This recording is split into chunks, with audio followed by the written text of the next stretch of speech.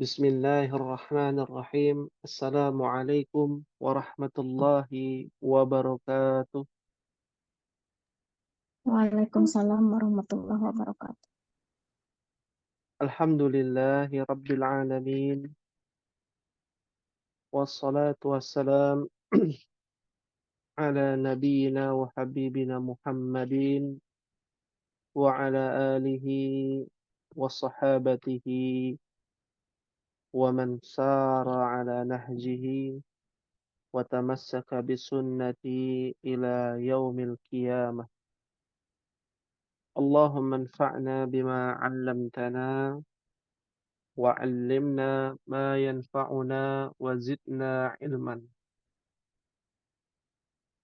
رب اشرح لي صدري ويسر لي أمري واحلل عقدة من لساني يفقهوا قولي.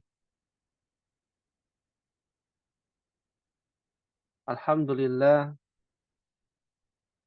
segala puji kita panjatkan kepada Allah Tabaraka wa Ta'ala atas karunia rahmatnya serta pertolongannya, sehingga kita bisa berkumpul kembali mendapatkan nikmat menuntut ilmu.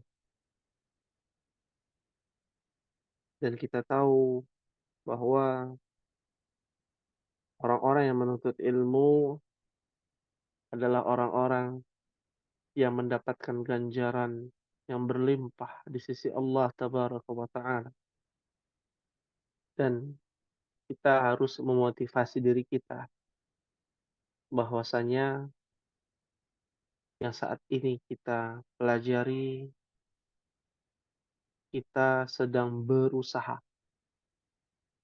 sedang berjuang untuk mempelajari bahasa agama kita agar kita bisa mengerti lebih dalam apa yang menjadi prioritas seorang mukmin dalam tuntunannya, dalam aturan-aturannya,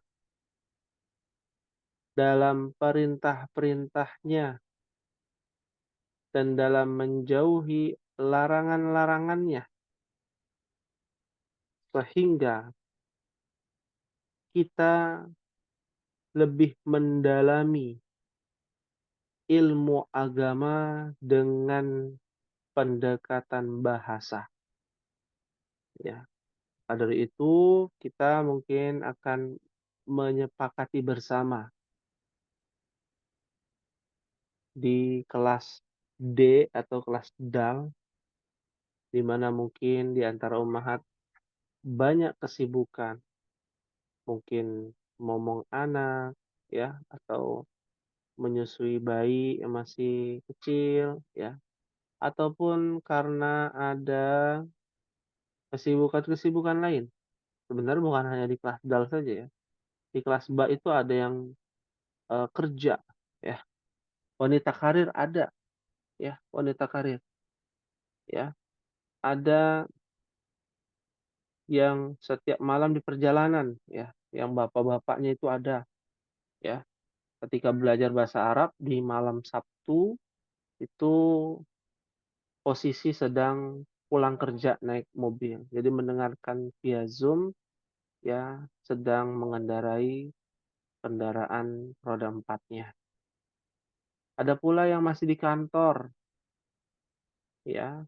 Bahkan saya mendapati di kelas lain ya, kelas tahsin itu jam 8 kita mengajar sampai jam 9 atau 9.30, itu jam 9 dan sampai jam 9.30 masih ada yang masih di kantor.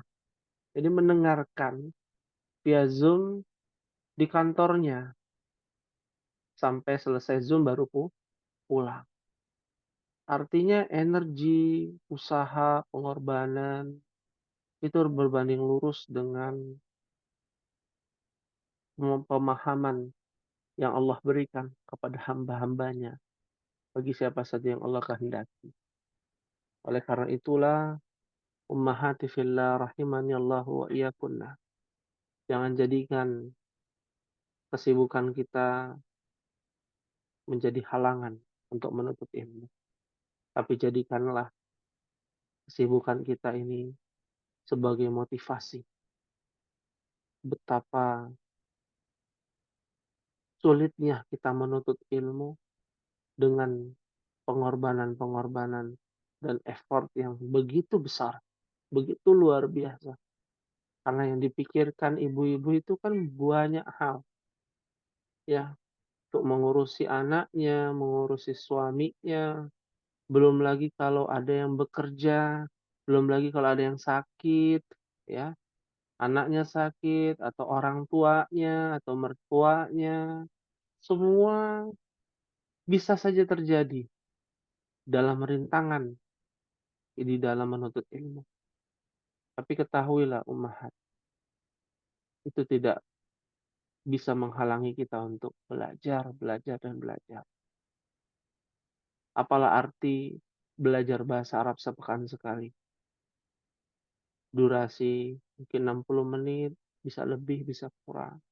Di malam hari pula. Ya. Apa yang kita ingin harapkan untuk bisa bercakap-cakap, untuk bisa pandai berbahasa Arab, ya, artinya percakapan, bisa berbicara dengan orang Arab, tidak, dari tujuannya saja bukan itu.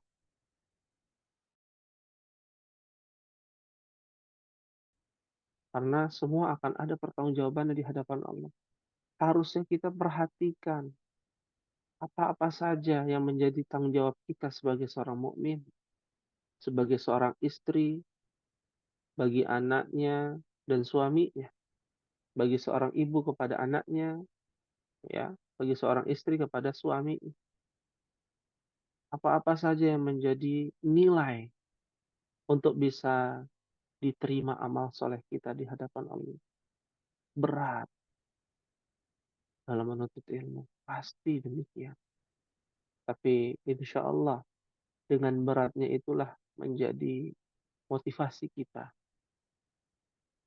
Meninggalkan zona nyaman. Meninggalkan zona yang aman mungkin untuk kita.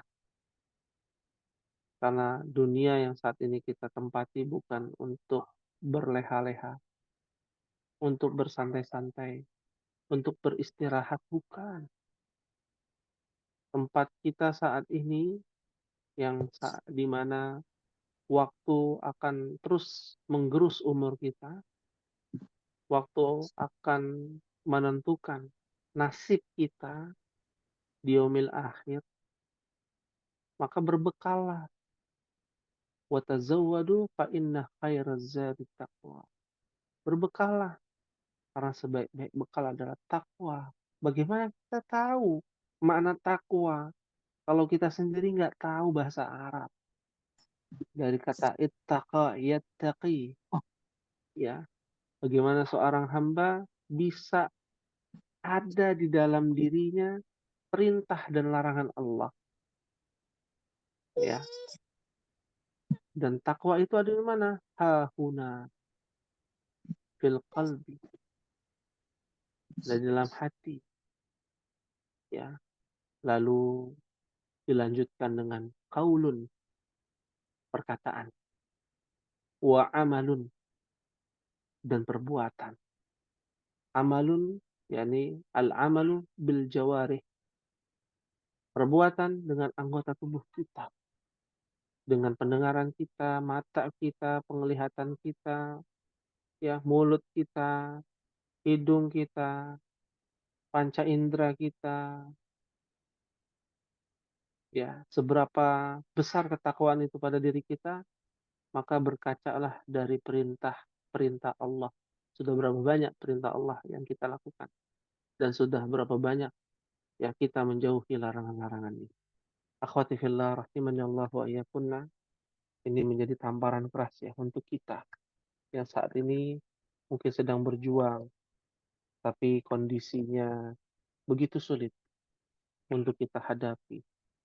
Tapi insya Allah, Allah berikan sesuai dengan kemampuan hambanya. La yukallifullaha nafsan illa usaha. Ya. Maka dari itu hari ini, pada malam hari ini kita akan nuasin, kita akan lanjutkan perjalanan menuntut ilmu kita dalam pembahasan tatbiq al-lughah al-arabiyyah fi ulumil Qur'aniyah. Praktek atau implementasi bahasa Arab kepada kepada ilmu-ilmu yang berkaitan dengan Al-Qur'an. Alaysa kadzalik ya Ummahat? Bala Ustadz. Bala, ya. Lihat di sini Ummahat fillah rahimani Allah wa iyyakunna. Kita akan membahas suratul Ikhlas, ya. Suratul Ikhlas. Ya. Apa artinya ikhlas Ummahat?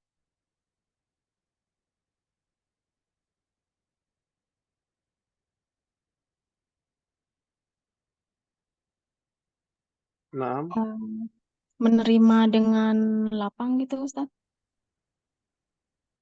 menerima dengan lapang. Jadi misalkan dipukul sama orang gitu ya. Ridho, Kita terima, rela gitu. saya rela dipukul orang gitu ya. Saya rela mati karenamu gitu ya. Ikhlas tuh berarti. Begitu Ummahat. Tadi apa namanya? Rela apa? Ibu Dede? Rela, ridho. Ridho mah bahasa Arab. Rodiya yardo. Beda lagi tuh. Ikhlas. Ya. Tadi apa Ibu Dede bilangnya? Mengartikannya ikhlas itu apa? Rela ya. Begitu ya Ibu Dede. Ya kurang lebih seperti itu Ustadz.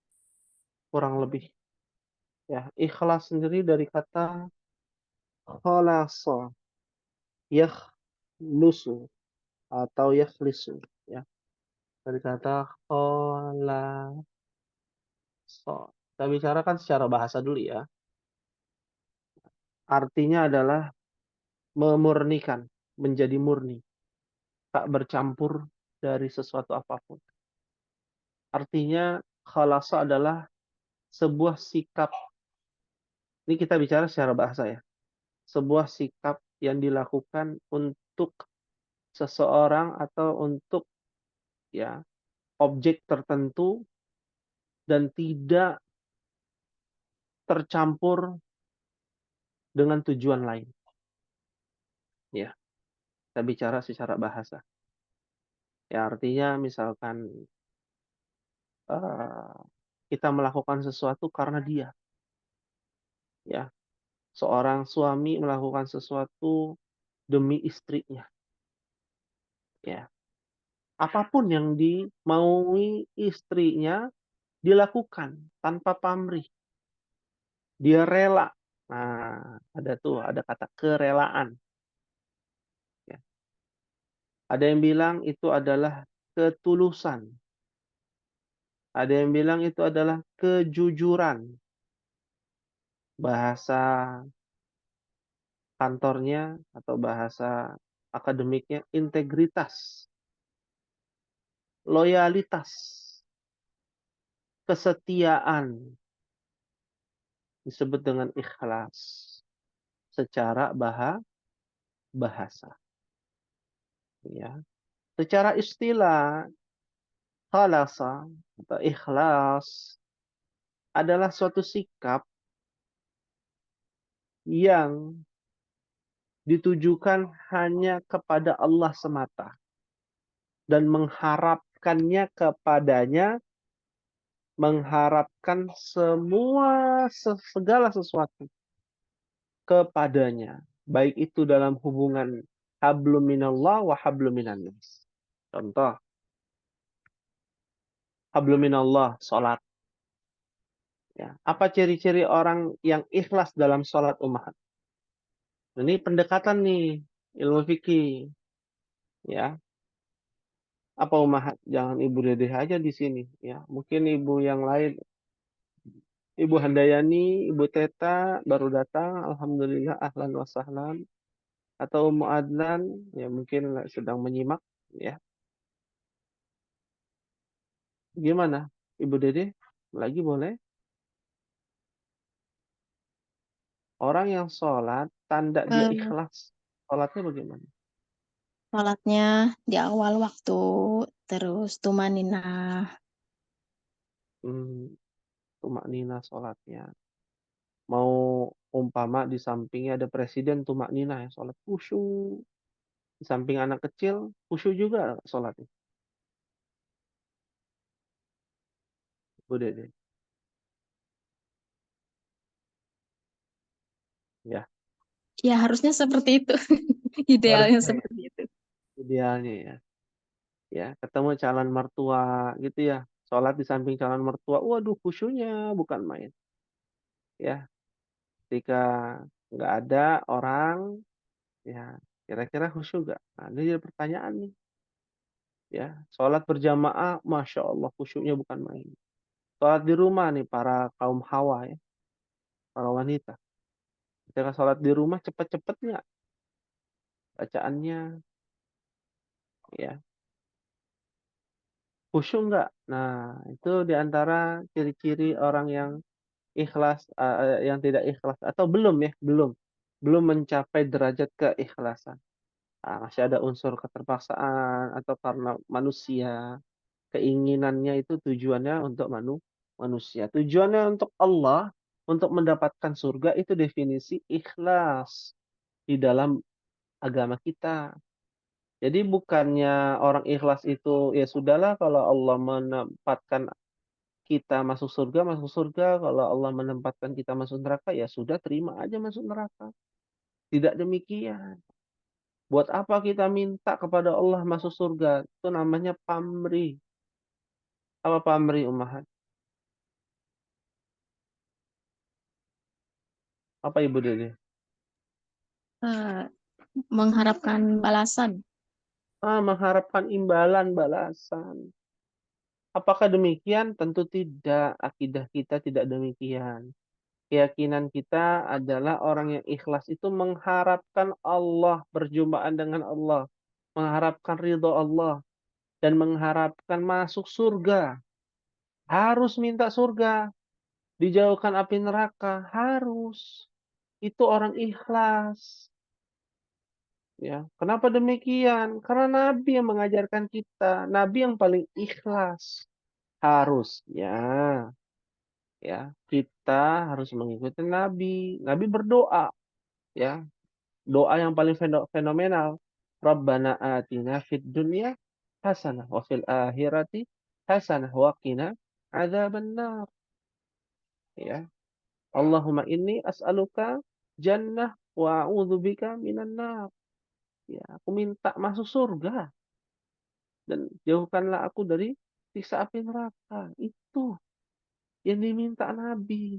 Apakah Nabi tidak ikhlas demikian? Nah, ini baru kata ikhlas nih umat dalam sudut pandang agama dan secara bahasa. Kita akan mulai dari ayat yang pertama. Silakan ya umat dibaca sama-sama ayat pertama. Wahid isnan salata. Bismillahirrahmanirrahim. Qul huwallahu ahad. Masya Allah. Kul huwallahu ahad. Ya. Artinya apa umat? Katakanlah Muhammad, dialah Allah yang Maha Esa. Masya Allah. Katakanlah Muhammad, dialah Allah yang Maha Esa. Kita bicara susunan. Ya. Susunan itu yang dibahas bukan kulnya ya. Karena kul itu kata kerja, kita belum bahas kata kerja. Nah ini yang kita bahas. Pertanyaannya, ini susunan apa umat? Huwallahu ahadun. Ini sudah kita pelajari. Mubtada khobar. Masya Allah, mubtada khabar. Mana mubtadanya, mana khabarnya? Mubtadanya Mm-mm. Huwallahu, khobarnya ahad. Masya Allah, ini mubtada'nya. Kenapa Ibu Dede yakin wallah dalam mubtada? Kenapa Ibu Dede? Eh, Pokoknya syarat khobar itu kan itu ya, eh, Mm-mm. nakiroh. Nakiroh kan Eh, itu ya, jadi kebalikannya, bukan nakirah, enggak, ma'rifah yang mungkin. ya saya lihatnya yang khobarnya dulu Ustaz. Oh, khobar ya, Ahad itu khobar. ya, Ya betul. ahad itu kan Oh. itu khobar deh. Jadi sebelumnya Mm-mm. mubtada seperti itu. Eh Oh, Masya itu Allah. ya. Ini bagus nih Ibu Dede ya. Terima kasih Ibu Dede, syukron nih jadi tambahan buat kita ya. Yang dilihat tuh khobarnya dulu, Ummahat ya. Sini ada Ibu Handayani, ya, Ibu Teta dan Umu Adlan. Jadi yang dilihat tuh khobarnya dulu, karena khobarnya kan nakirah. Yang nakirah cuma satu ini, ya. Maka belakangnya adalah ma'rifah. Kalau ma'rifah berarti apa? Dia mubtada. Mubtadanya ada dua, huwa dan Allahu. Masya Allah. Ya. Dan ahadun adalah khabar karena nakirah. Fahim tunna umahat?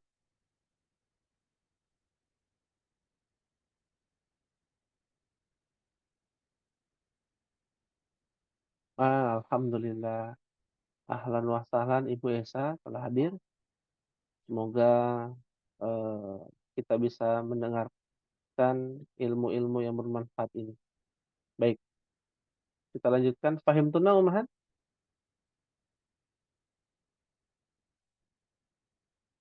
Insya Allah. Insya Sepi Allah. Ustaz. Iya, Yang lain kayaknya kemana? lagi menyimak ya Ibu Dede. Ibu Esa katanya menyimak kayaknya. Ibu Handayani juga. Ibu Teta juga. Ya, Ibu Umu Adlan juga tadi izin. Ya, mungkin nanti Ibu Dedeh bisa eh, didiskusikan ya kepada umahat yang lain. Ya, gimana nih umahat? Mungkin kebentrok dengan jadwal. Ya, hari Rabu malam Kamis. Ya, sehingga banyak yang tidak hadir atau karena ada kesibukan. Kalau mau diganti jadwalnya nggak apa-apa. Ya, misalkan saya ada waktu itu di hari Rabu sore, misalkan, atau di hari eh, Sabtu malam, misalkan, malam Ahad, gitu ya. Ya, kalau seumpama di hari Rabu ini ya umahat banyak yang tidak hadir karena bentrok misalkan. Kalau nggak bentrok, mungkin disemangati lagi Ibu Dede. Ya, disemangati lagi, insya Allah ya. Biar mendapatkan pahala yang lebih banyak juga nih Ibu Dede. Ya, baik. Kita lanjutkan ya, umahat. Ini dari segi susunan mubtada khabar. Dari segi kosakatanya, katakanlah itu adalah fiil amr umahat. Ya, apa? Kata kerja perintah. Huwa adalah domir. Namanya domirun munfasilun. Ah, domirun munfasilun. Ya. Kata Allah adalah lafzun jalalah. Lafaz jalalah. Ya. Di mana di dalam syariat Islam Allah Subhanahu wa taala adalah ismun, sebuah nama, ya. Kalau ditanya siapa Rabbmu? Apa jawabannya Ummahat? Allah. Allah. Ya, ini dalam syariat Islam. Tapi kalau syariat terdahulu sebelum Islam, mereka menafikan, meniadakan Allah itu bukan sebuah nama, tapi sebuah istilah yang berarti Tuhan. Ya, ada Allah Al-Ab, Tuhan Bapa, oleh orang Nasrani. ya. Allah atau Ibnullah, anaknya Tuhan. Mereka menyatakan Isa Al-Masih, ya, atau Yesus Kristus. Ya, jadi ada penyimpangan nama, ya, penyimpangan definisi. Yang tadinya Allah itu adalah sebuah nama dari zaman dahulu kan, dalam Taurat, Zabur, Injil dan Al-Qur'an itu namanya sama Allah, ya. Nama Tuhannya orang Yahudi, Tuhannya Bani Israel, Tuhannya Isa, Tuhannya Musa, Tuhannya Daud, Tuhannya Sulaiman adalah Allah Subhanahu wa taala. Ya. Yang menjadi perbedaan apa? Penjelasan tentang Allah dalam syariat Islam, Allah itu adalah sebuah nama, ya, nama Tuhan, ya, kita yang bernama Allah Subhanahu wa taala. Karena ada ilah-ilah yang lain. Nah, Allah diambil dari kata ilah. Ilah artinya sesembahan. La ilaha illallah, ya. Pahim tuh insyaallah? Insya Allah. Insyaallah. Lalu ada kata ahadun. Nah, apa artinya ahadun, Ummahat? Kalau di Al-Quran ini Esa, Ustadz. Esa. Satu. Bukan Tunggal bukan gitu ya. Ibu Esa ya, bukan Ibu Esa, ya. Nah, yang disebut ahadun esa artinya hanya satu. Satu-satunya dan hanya satu. Karena ada urutan. Angka satu itu namanya wahidun. Urutan pertama namanya awalun. Nah, kenapa Allah menggunakan kata ahad? Karena dia tidak ada setelahnya, nggak ada. Kalau ini setelahnya ada. Ada if nine. Awal ada setelahnya namanya afani, ya. Kalau ahad nggak ada, ya. Paham tunna insyaallah? Insya Allah. Insyaallah. Maka disebut dengan ahad. Ya. Lalu berikutnya, Ummahat, bisa dibaca ayat yang kedua, silakan. Allahus Samad. Allahus Samad. Ya. Apa artinya Allahus Samad?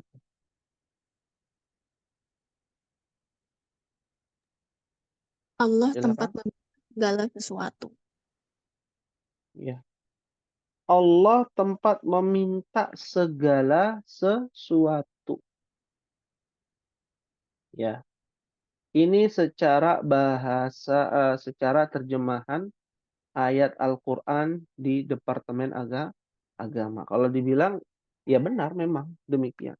Tapi pendetailannya adalah ketika kita tahu kata Allahus Samad, ada kata As-Samad. Apa artinya As-Samad, Ummahat?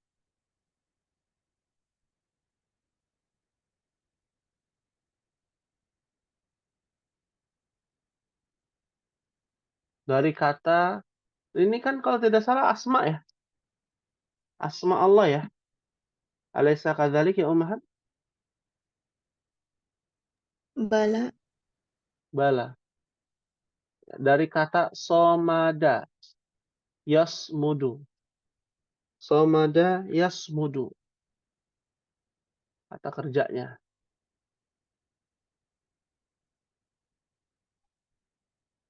Artinya menahan,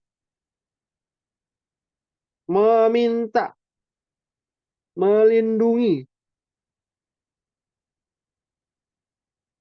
bertahan, kokoh.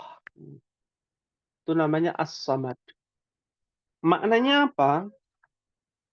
Allahus Samad adalah bagaimana kita meyakini bahwa Allah lah tempat kita meminta, tempat kita berlindung, tempat kita mengokohkan hati kita, menerima segala ketetapannya, tetap dan kuat, serta tabah dari cobaan-cobaannya. Itu disebut dengan as-samad.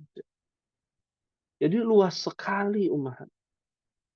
Kalau kita setelah menetapkan, setiap hari kan kita baca nih surat Al-Ikhlas. Ya, dari zikir pagi petang, sholat sunnah, atau bahkan sholat wajib di rumah, khusus ummahat para wanita. Lalu kita membaca ada sebuah statement yang mengatakan Allahus Samad. Allah tempat meminta kita, tempat bertahan hidup kita, tempat bergantung kita, tempat kita tabah dalam kehidupan kita. Kalau dipahami lebih dalam, kita pasti akan kuat umat, bermental baja, memiliki sifat yang kalau bahasa sekarang powerful, ya. Disenggol dikit tahan banting, ya. Dibully, dicaci maki, dihina, dicela, tahan banting, bermental baja. Karena memahami makna Allahus Samad, siap menerima tempat bergantung kita, tempat meminta segala sesuatu. Dialah Allah yang memberikan kepada kita kebaikan yang berupa kebaikan itu berupa kenikmatan atau ujian. Karena ujian bagi Allah adalah sebuah kebaikan bagi orang yang beriman. Jadi nggak ada istilah keburukan tuh nggak ada. Takdir yang buruk bagi orang yang beriman tuh nggak ada. Semua menurut Allah baik. Ya, kok begitu Ustaz?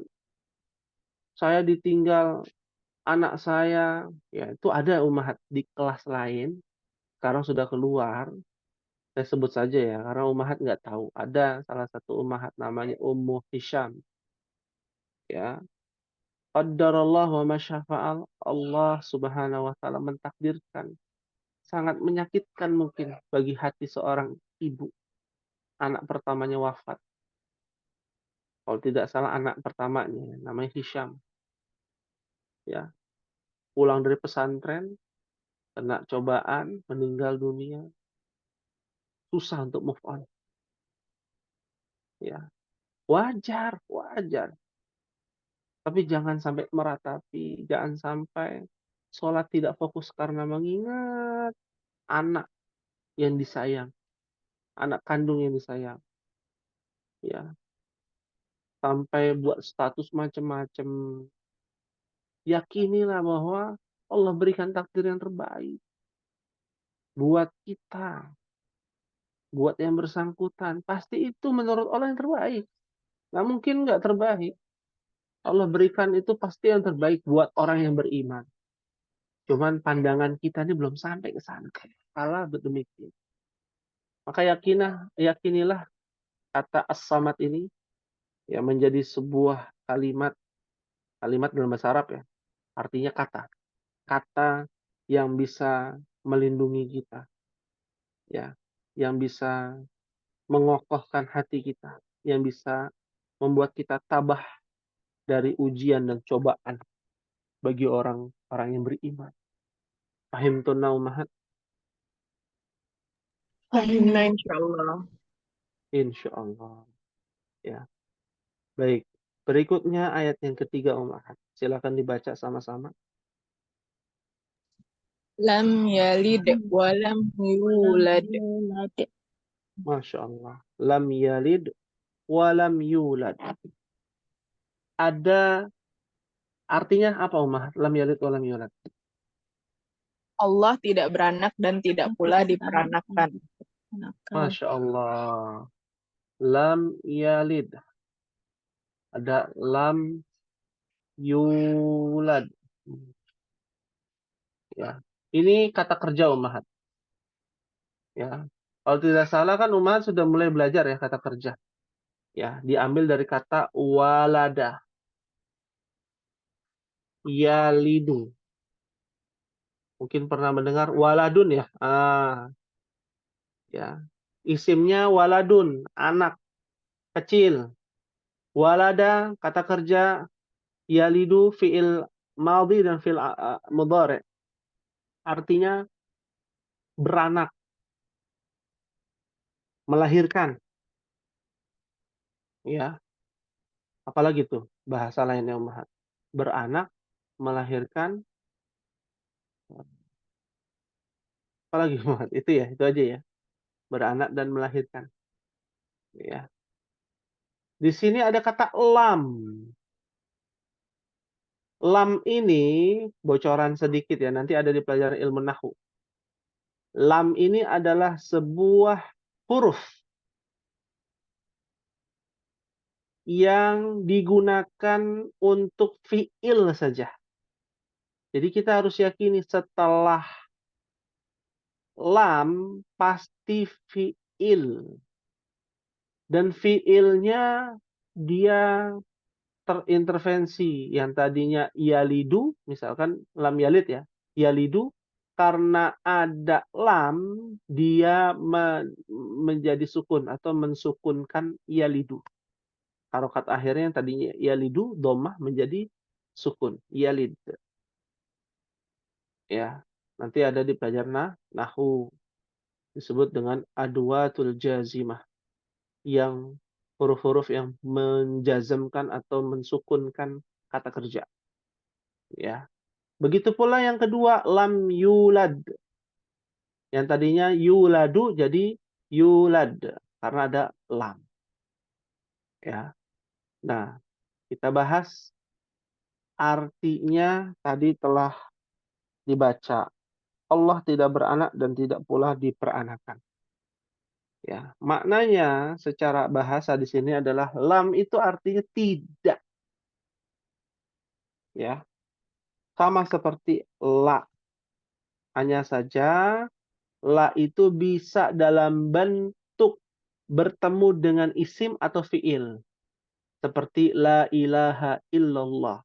Nah, ya. Kalau lam itu hanya bertemu dengan kata kerja. Jadi nggak bisa ummahat tulis lam waladun, lam kitabun, lam mudarrisun. Nah, itu bid'ah namanya itu. Mengada-ada. Ya.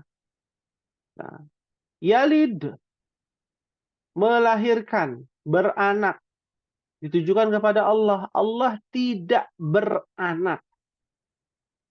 Seperti yang diyakini oleh siapa ummahat? Nasrani, kaum Nasrani. Kaum Nasrani. Ya. Dan sesuai yang diyakini oleh orang Yahudi juga ummahat. Jadi bukan cuma umat Nasrani. Ya. Umat Nasrani meyakini Isa adalah anaknya siapa? Anaknya Tuhan. Anaknya Tuhan. Orang Yahudi meyakini ada nabi di dalam ayat Al-Quran. Mengatakan bahwa nabi tersebut diyakini anak Tuhan. Siapa? Nabi siapa? Ada yang tahu ummahat? Nih, oh, menambah wawasan kita nih tentang tarikh sejarah para nabi, para rasul. Sulaiman bukan Ustadz? Atau Daud? Kan Nabi Sulaiman Uzair. bahkan Nabi siapa? Uzair. Uzair, Masya Allah, syukran Ibu Esa. Ya. Wa qalatil yahudu Uzair ibnullah. Berkata orang-orang Yahudi, Uzair itu anak Allah. Kok bisa sih lebih hebat dari Musa, Daud, Sulaiman, tapi tidak masuk ke 25 nabi? Karena Nabi Uzair ini begitu spesial di kalangan Bani Israel. ya, di kalangan Bani Israil. Katakan bahwa ia ditidurkan oleh Allah Subhanahu wa taala ratusan tahun. Ya, ketika bangun, anjingnya yang dia temani, ya, anjingnya yang menemani dia, ya, itu sudah menjadi tulang belulang. Ya, kampungnya, rumahnya sudah berbeda dari zamannya Uzair dahulu. Ya, itu mukjizatnya Nabi Uzair dan masih banyak lagi. Ya, nabi-nabi yang tidak disebutkan di 25 nabi, tapi diberikan mukjizat yang luar biasa. Kenapa? Karena itu dikhususkan untuk Bani Israel. Ya, ditujukan kepada Bani Israel, dakwahnya kepada Bani Israel. Ya, seperti Nabi Lut terkenal, tapi dakwahnya bukan kepada Bani Israel. Nabi Lut itu kepada kaum Sadum. Ya, dalam Injil, Sadum, Sodom dengan Gomora. Satu kampung itu. Ada dua suku. Ya. Nabi Yunus juga sama. Bukan dari Bani Israel, tapi apa, dakwahnya kepada bukan Bani Israel. Ya, campur. Ya, dakwahnya. Nabi Isa pun demikian. Ya, ada yang memang khusus kepada Bani Israel aja. Di antaranya adalah Nabi Uzair. Ada lagi yang mungkin Umhat belum tahu, tapi ternyata ada di dalam hadis-hadis Israiliyat yang kita tidak membenarkan dan tidak juga mendustakan. Seperti Alkitab juga sama, ya, Injil juga sama, ya. Ada Nabi Yehezkiel, nabi yang bisa menghidupkan orang mati, ya, bukan hanya Nabi Isa, tapi Nabi Yehezkiel, Nabi Isa, dan Nabi Ilyas. Nah, ini kisah-kisah para nabi ini minimal kita harus tahu, umat. Ya, fahim tuna insyaallah. Fahimna insyaallah. Insyaallah. Ya, baik. Lam yulad, ya, tidak beranak dan tidak diperanakan. Kenapa bentuknya tidak diperanakan? Karena bentuknya majhul. Majhul itu kalimat pasif, ya. Kata kerja pasif. Ya. Melahirkan, kalau melahirkan aktifnya, pasifnya apa, Umar? Dilahirkan. Dilahirkan. Jadi Allah tidak melahirkan dan Allah juga tidak dilahirkan. Kalau dilahirkan berarti ada yang melahirkan. Ya. Allah adalah awal dari segala sesuatu. Nah, ini masuk ke dalam ilmu akidah. Ya. Lebih dulu Allah atau kolam, Ummahat?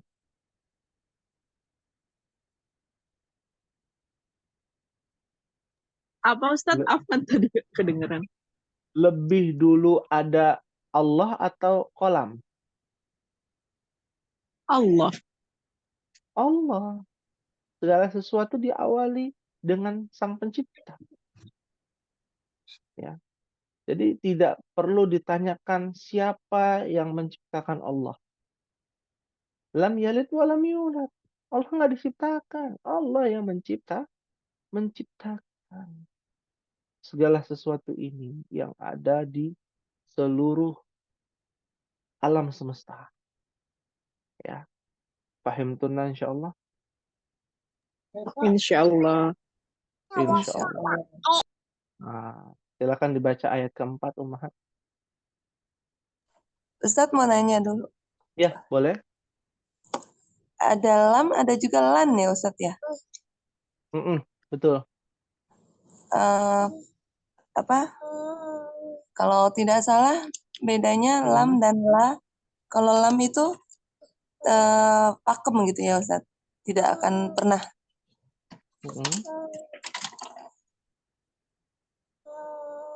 Benar ya Ustadz? Iya. Ya, dari Bedanya segi dengan la arti gitu, ya. Ustadz. Ya? Dari segi arti maksudnya.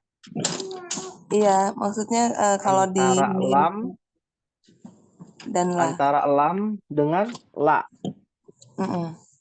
Ya, baik. La, ya, dengan lam itu berbeda, betul. Dari segi arti lam itu lebih pakem. Ya enggak juga. Lam itu sama dengan la nafiyah. La itu ada dua ummahat.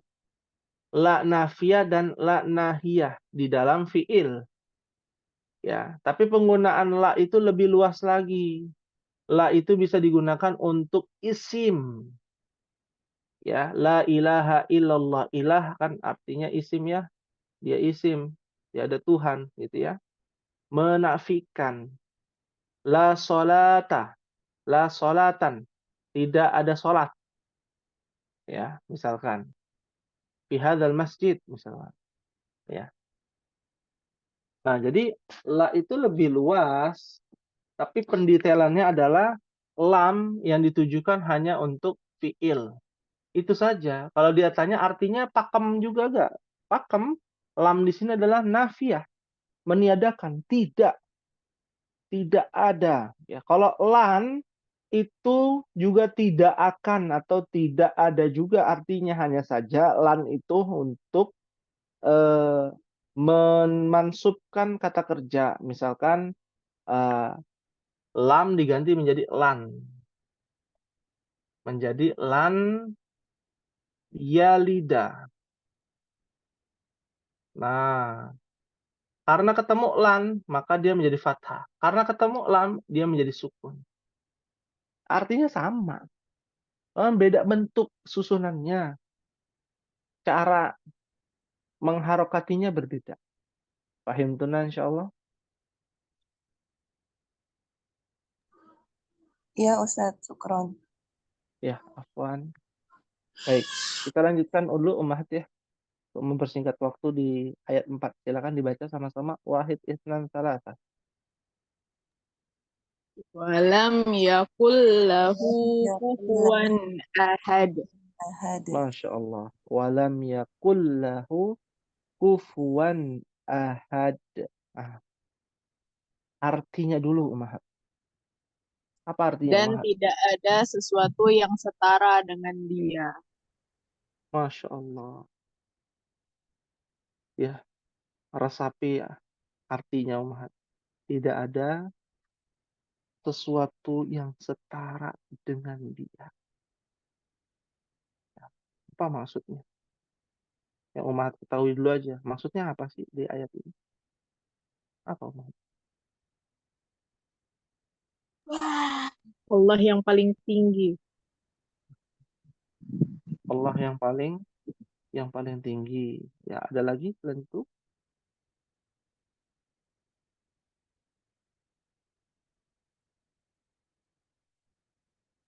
Allah adalah ya tidak ada yang setara dengannya, artinya Allah adalah segala-galanya, yang paling tinggi, yang paling semuanya, ya, semua segala sesuatu. Kan begitu ya. Nah, itu Sempurna gitu Ustaz ya. sempurna gitu ya. Yang paling sempurna. Ya, kata orang ada istilah sempurna, nggak ada. Kesempurnaan itu milik Allah.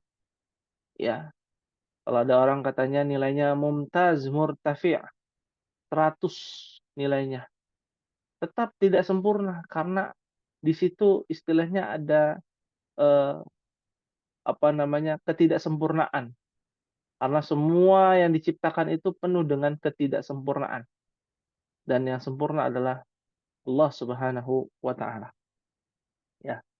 Nah, kita lihat secara bahasa walam dan tidak. Yakun. Nah, kita tahu ya, setelah lam pasti apa ummahat? Fi'il. Kata Fi'il. kerja. Kata kerja. Tambahin lagi ya, kata kerja setelah lam itu adalah kata kerja yang sedang terjadi atau fi'il mudhari'. Ya, mohon dicatat ummahat. Kalau ada kalimat ada kata lamnya, setelahnya pasti fi'il mudhari'. Setelahnya apa? Fi'il apa ummahat? Fi'il mudhari kata kerja Fi'il yang mudhari', terjadi. kata kerja. Ya. Walam yakun. Yakun adalah kata kerja dari kata kana yakunu, menjadi. Ya. Kalau digabung artinya bisa menghilang. Ya, maksudnya dihilangkan kata menjadinya.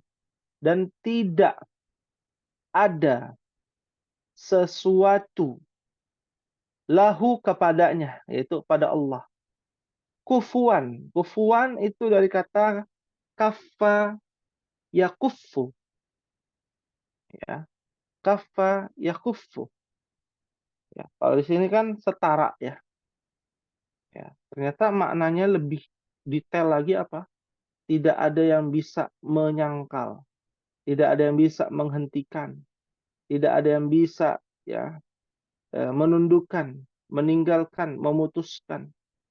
Ya, jadi maknanya itu adalah eh, segala sesuatu ya yang perbuatannya adalah perbuatan-perbuatan manusia, tidak ada yang bisa menghentikan ya kecuali Allah Subhanahu wa taala.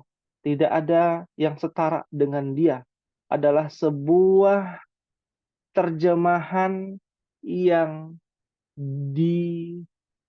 dirangkum sedemikian rupa dari kata kufuan yang artinya tidak ada yang bisa yang menahan diri, menyangkal, menghentikan, menundukkan, meninggalkan, memutuskan. Memutuskan segala takdir Allah, ya. Meninggalkan apa yang ada di muka bumi ini, ya. Allah, hanya Allah yang bisa. Yang menundukkan seluruh alam semesta ini Allah Subhanahu wa taala. Yang bisa menghentikan seluruh alam semesta ini Allah Subhanahu wa taala. Ya. Mau mereka buat makar sedemikian rupa, ya. Fitnah di mana-mana, ya. Yang penuh dengan misteri, ya. Kasus ini, kasus itu yang sedang marak terjadi, pembunuhan yang kita nggak tahu, banyak konspirasi dan lain sebagainya. Allah Maha tahu. Ya, itu definisi tidak ada sesuatu yang setara dengan Dia. Ya, dalam hal keilmuan, dalam hal segala sesuatu. Ya, termasuk tadi, menurut kita itu takdir buruk tuh. Siapa sih yang nggak sedih? Anaknya meninggal dunia, pasti sedih. Anak, apalagi kalau anak semata wayang, ya anak yang dicintai, biasanya anak bungsu ya, yang dicintai. Ternyata apa?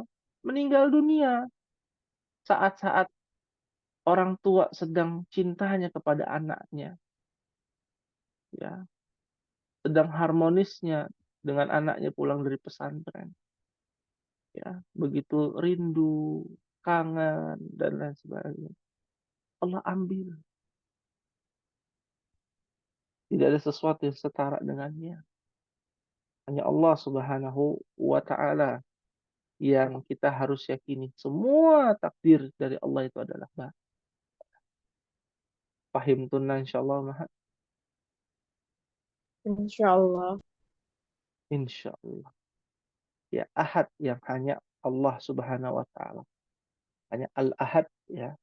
Itu ditujukan kepada Allah Subhanahu wa taala. Hal min su'alin, ada yang ditanyakan Ummahat?